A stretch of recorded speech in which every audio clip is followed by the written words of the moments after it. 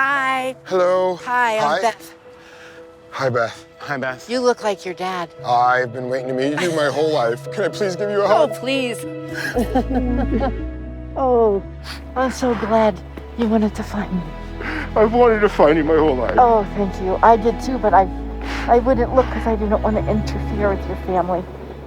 I just wanted to know you had a good life. Oh my gosh, you're beautiful. When I saw that face, I had to touch it. I had to, because I held him in the hospital for 3 days, and I talked to him, and I touched his little face. So when I got to see him in person as a grown man, what a joy. You know, 9 days of all day ups and downs, bumps and bruises, led me to the most magical moment of my life. It's just that thing that's missing that you can't, that hole, you know, you can't fill. Yeah, that this closes a hole for me too, a hole in my heart. Yeah. Because I couldn't make sure you were okay. That's very scary for a mother, even if it's I worried about just you too. the birth mother. You know, as someone who's showing you love, I was so worried myself. Oh, no, my parents were wonderful. And they told me that they would support me either way.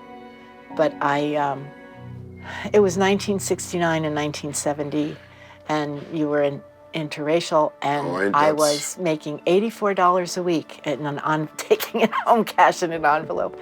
And I couldn't do that to you. I couldn't, they would hate you, an unwed mother, you know, and I just couldn't, you couldn't do that without two good parents who could afford. I think she felt some guilt about, you know, giving me up. That must have been the hardest thing she ever had to do. But I've been waiting to tell her that it was the best thing at that time. It was the best thing. I was raised with love. I was raised with Christ.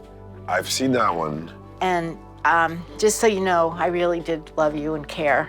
This picture of that picture has been on my bedside table ever since I got it.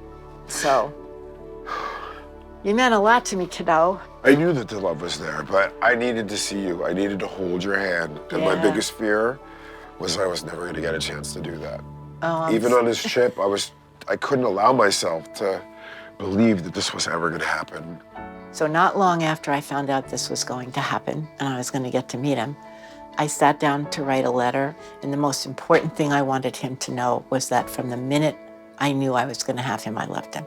I wanted him to have something tangible that he could, if he wanted to, reread it and always know that I'd always loved him. It's what I would have said to you if I could see you, and now I can see you. So, dear Eric, it was an impulse, but I was never sorry, except for having to give you up. That broke my heart. But it was the right thing to do. The church did not pressure me. My parents did not make me. Indeed, my parents said they would support my choice either way. You know, this was a long time coming. She needed this as much as I did. I never tried to find you because I didn't want to intrude on your family, and I thought you might hate me for giving you up. I am so grateful to know you are alive and well and having a good life. I'm delighted that you'd like to meet me. It comes down to, you know, we both needed that closure.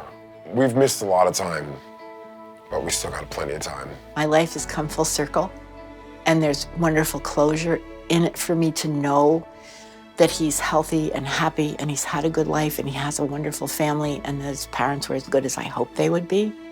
But the other thing is, it's a new beginning. I get to spend the rest of my life with another child, with another son, with a man who is just as wonderful as I could have wished he'd be. I'm sorry he's passed and you can't meet him, but you can be proud he was your birth father.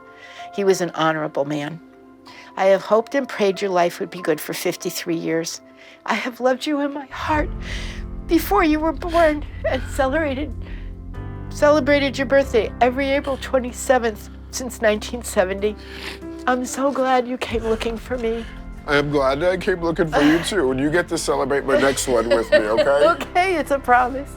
I love you. I love you too. Oh, to be able to say that to you grown up. I looked at your little face in the hospital because they let me hold you all day. And I told you had to be strong. Oh, and then I loved you, and I was so sorry. It's okay.